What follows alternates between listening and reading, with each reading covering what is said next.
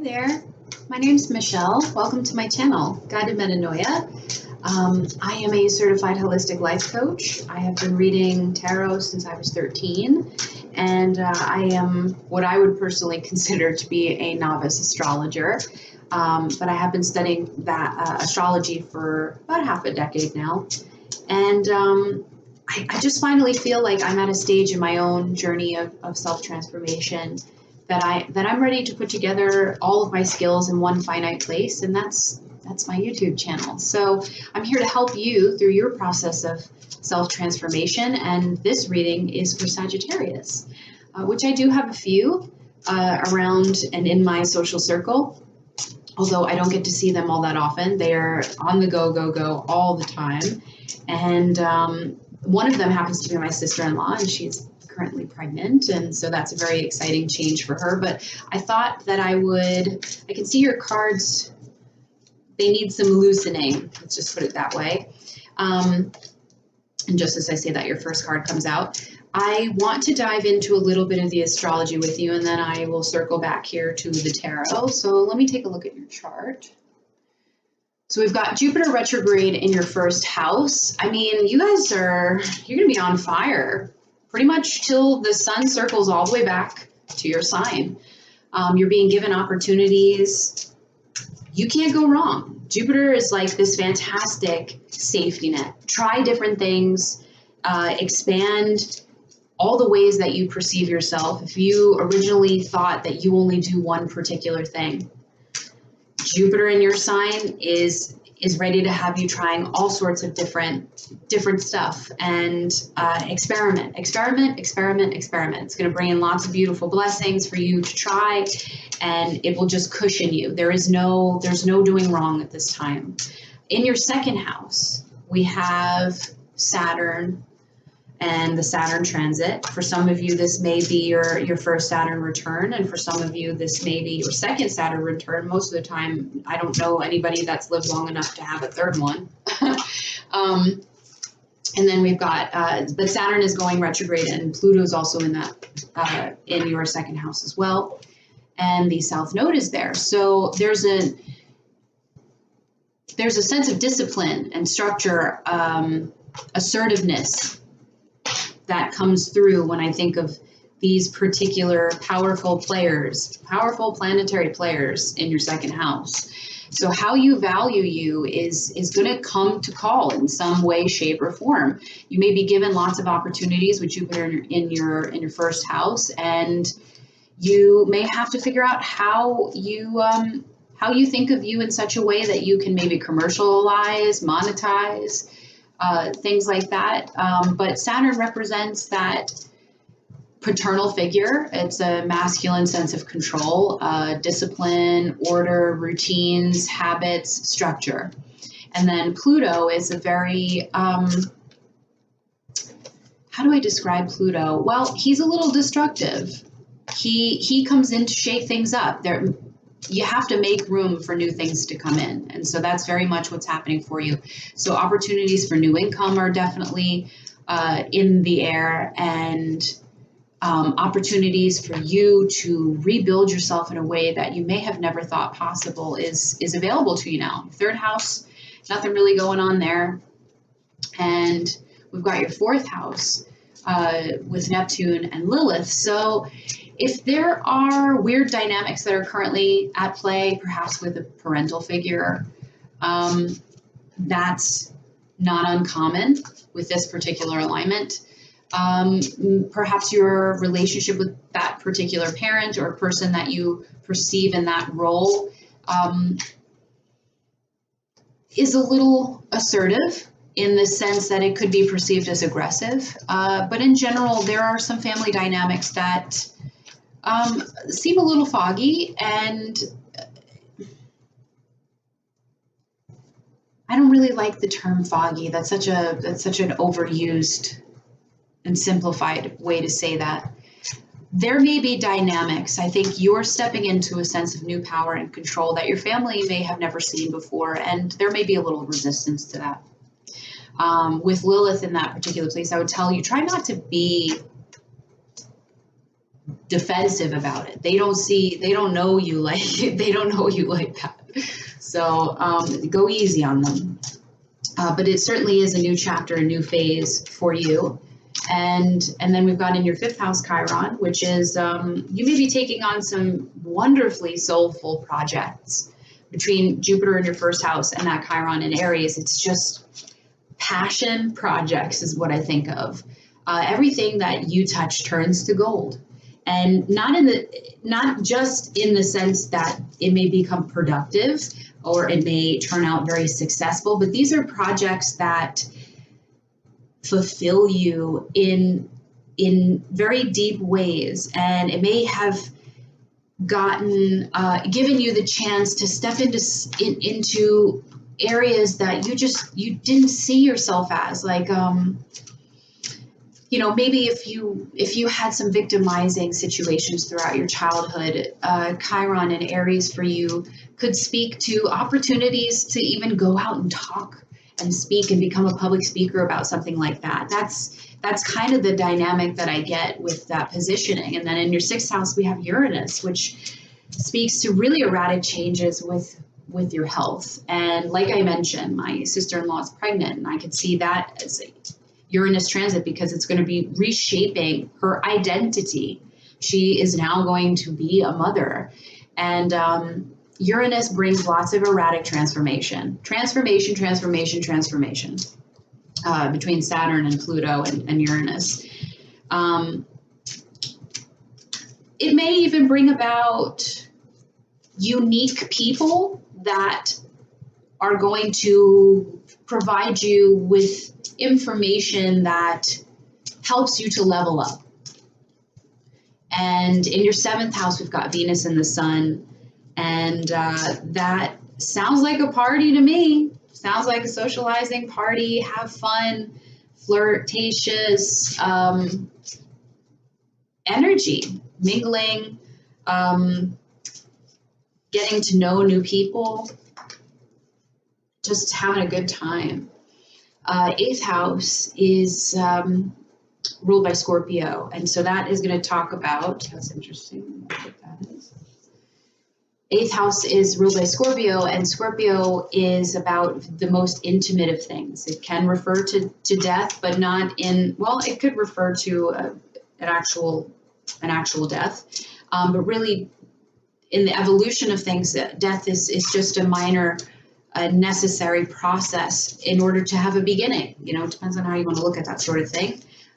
So endings could come up, but we've got Mercury and Mars and the North Node in your 8th house. And so that process of self-transformation, like that's just one of the biggest themes that I could say, in the sense, the North Node being in Cancer represents the maternal figure, the mother figure. You may be exploring themes around your relationship with your mother, you yourself as a mother. You may want to take a lot of assertive action over the course of June, because Mars is going to invigorate you to some degree, and in Cancer, it speaks to sort of those passionate, emotionally heart connecting subjects. And with Mercury there, you have no problem sharing your ideas, your opinions, your theories, your perspective, you're talking it up. Perhaps you want other people's opinions. 9th house, things with your community, the things that you've been dreaming, they may be coming to fruition. And so I don't see anything that's necessarily opposing that. Your career seems like it's pretty stable. I don't see anything that's contributing to any concern, as well as your 11th and your 12th houses. So that's your astrology, and I'm going to switch back and let's do some tarot. So let me take a look here. I'm not used to, but So I've never done readings in this particular format. I've always done readings like one-on-one with a particular person. So I apologize if I go quiet. It's not necessarily intentional. I just want to get affiliated with what's happening so I can speak superfluously for you.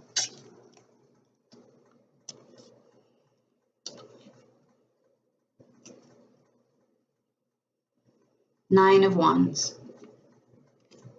In reverse.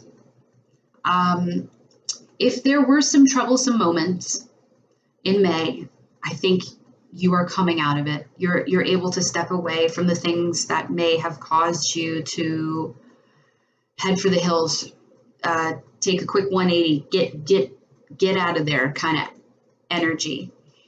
The Nine of Wands still carries an energy of needing to feel defensive, and yet it also speaks to knowing that the troublesome moments have not yet completely ended. So it's like the worst of it is sort of over, but there are still lingering energies. And I have the Four of Wands in reverse, so it may feel like things at home have experienced a sense of instability, but I kind of see this as a quick sort of moving energy. This kind of instability, it's not necessarily something that you treasure in your sign. I can't speak to each of you individually, but there's a necessary fluidity that's being required right now because some of your dreams really are coming true.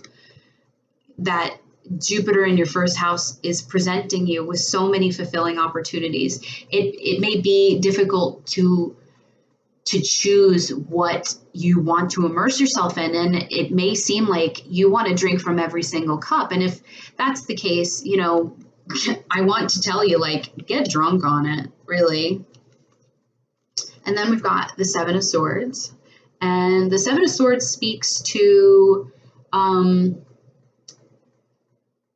having a self-sabotaging internal dialogue. This is also about kind of keeping things, playing your cards close to your chest. I have to admit, I did try to do your spread earlier today, and my energy was just so kind of down and out, and I wasn't happy with the reading. But the Seven of Swords was in the same position in the first go around. I think there's also this energy that is kind of like, I'm going to fake it till I make it kind of thing. You may be shaking off energies that have that you have believed for a very long time, that are self-limiting. And so you may think that you have to pretend to be this thing in order to eventually one day you'll feel like it. And I want to tell you, you don't have to pretend. You don't have to try to fool you. You're allowed to have the things that you want, and you will be blessed. You will be blessed when the sun makes its pass through your time coming up. And I'm just realizing how quickly it's coming up. Like, we're already in June. You're gonna, the amount of, if you use this in the right way, you can have so much fun with life. Like, this is real creator energy, which I'll come back to because it definitely shows up. And I have to say that the cards, some of the other cards that were pulled, it just didn't make sense. Like, energetically, I was like, what are these cards talking about? But these ones, they make more sense, and the energy totally feels different. I'm really glad I decided to do another video. This is the Three of Swords, and the Three of Swords tends to speak to the cumbersome conversation, that clumsy conversation that we tend to have that ends up being more painful in matters of weighing out the head over the heart. And if you have had to make sacrifices before, or if you've perceived that you can't have everything you want, that you have to sacrifice something for something else, and it's been painful for you in the past, I could see how you would be really leery of that happening again. Ooh, sorry. This that's how these two cards read to me. Like, I'm still somewhat afraid. I'm a little bit leery because I have tried these similar things in the past and it's always been painful. It's never worked out in my favor. I made bad decisions. I followed my heart when I should have followed my head, or I followed my head when I should have followed my heart. That's the kind of energies that I see here. The Six of Pentacles in reverse underneath the Four of Swords. So it does speak to this sense of,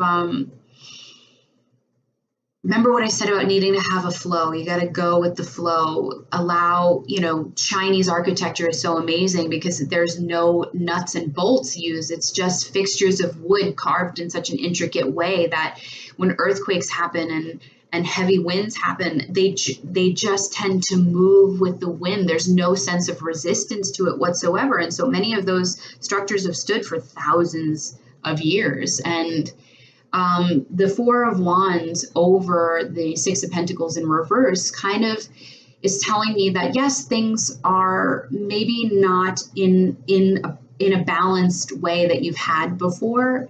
And maybe it's got you feeling personally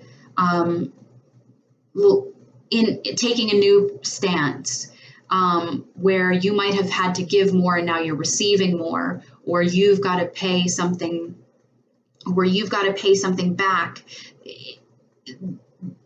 It's causing you to have to move in a way that you're unfamiliar with. But I want to tell you that resisting it only creates greater resistance. So if you're being asked to contribute more than you have to certain things, and it's affecting and it's shifting that sense of balance for you, it's purely temporary.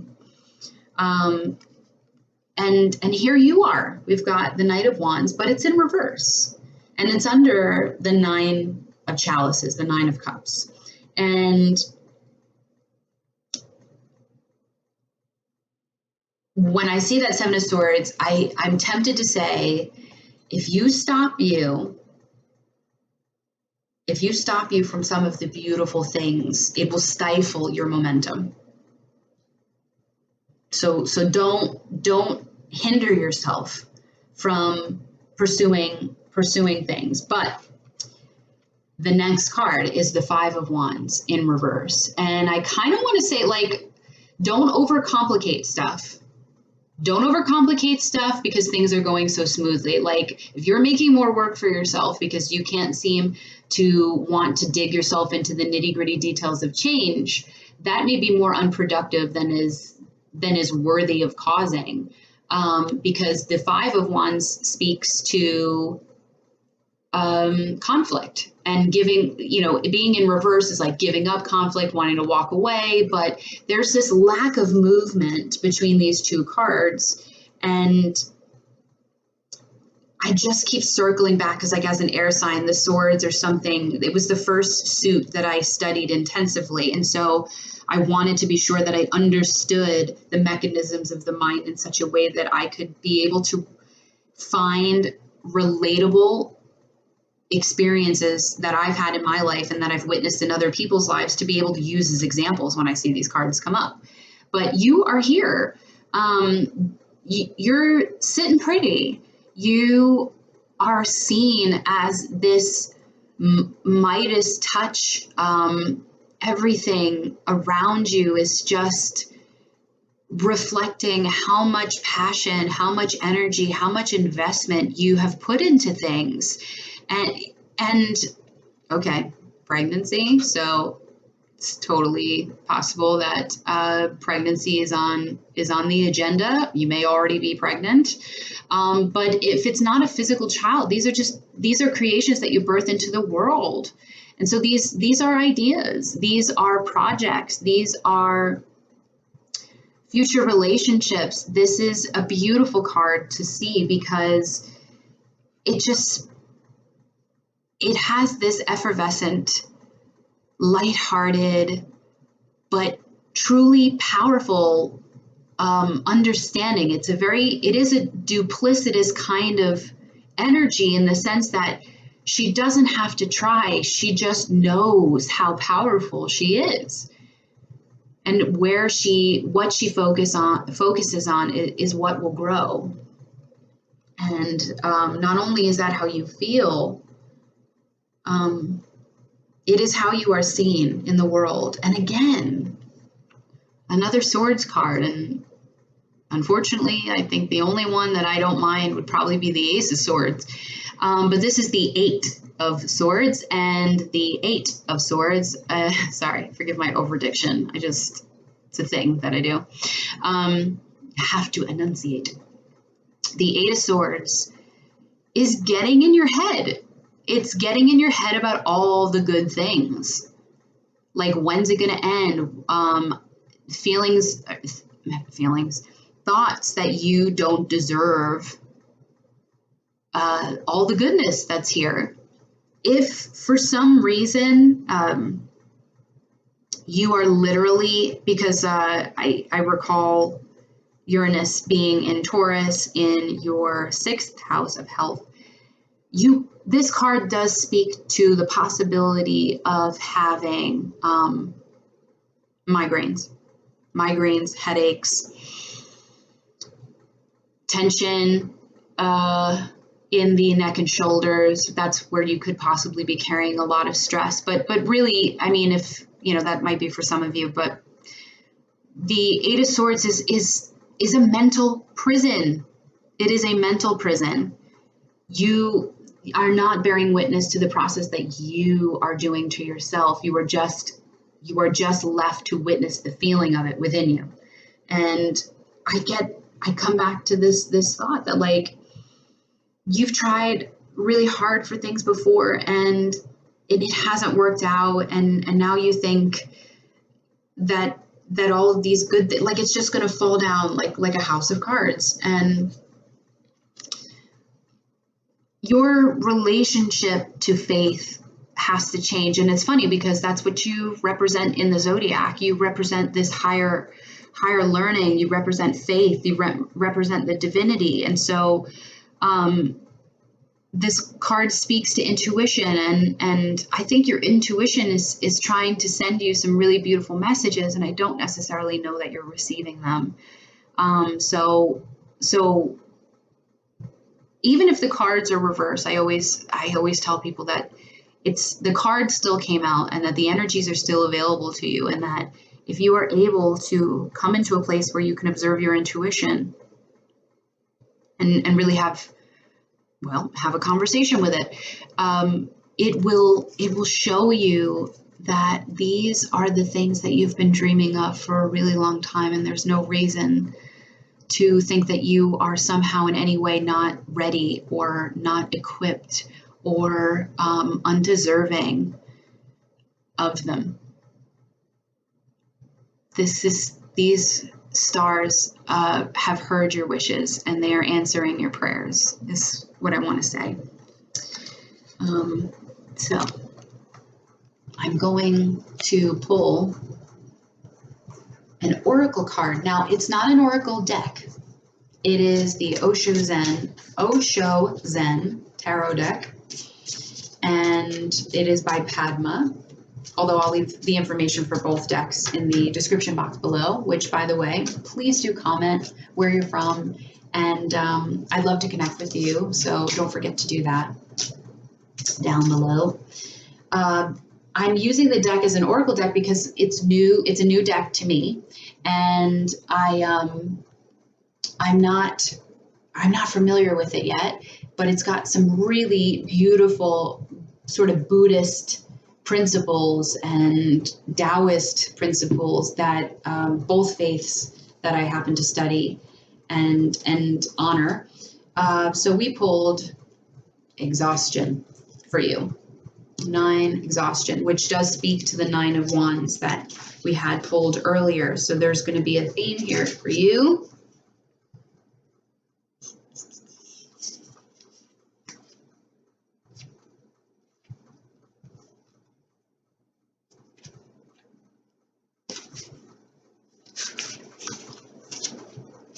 Try to hold it up like a steady. This is the portrait of one whose life energy has been depleted in his efforts to keep fueling the enormous and ridiculous machine of self-importance and productivity. He has been so busy keeping it all together and making sure everything runs smoothly that he's forgotten to really rest. Really rest. No doubt he can follow himself to be playful. No doubt he can't allow himself to be playful. To abandon his duty for a trip to the beach could mean the whole structure might come tumbling down. Wow, how weird. This message of, I don't know why I can't read right now. The message of this card is not just about being a workaholic, though. It is about all the ways in which we set up safe but unnatural routines for ourselves, and by doing so, keep the chaotic and spontaneous away from our doors. Life isn't a business to be managed. I just want to make sure that you can really see how tired that fella is. Life isn't a business to be managed. It's a mystery to be lived. It's time to tear up the time card, break out of the factory, take a little trip to the enchanted. Your work can flow more smoothly from a relaxed state of mind. So that's your reading. Please do like, share, subscribe. I would really appreciate you doing that. Please feel free to check me out on Facebook and Instagram. I went on my own excursion today, and I had some acupuncture done, and I met with an oriental medicine doctor because I've been going through my own sixth house stuff too. And it was a wonderful experience. So I'll be posting some really cool stuff from that. But I look forward to seeing you guys in mid-June. I'll be doing some mid-June readings, and I'll see you then. Okay, bye.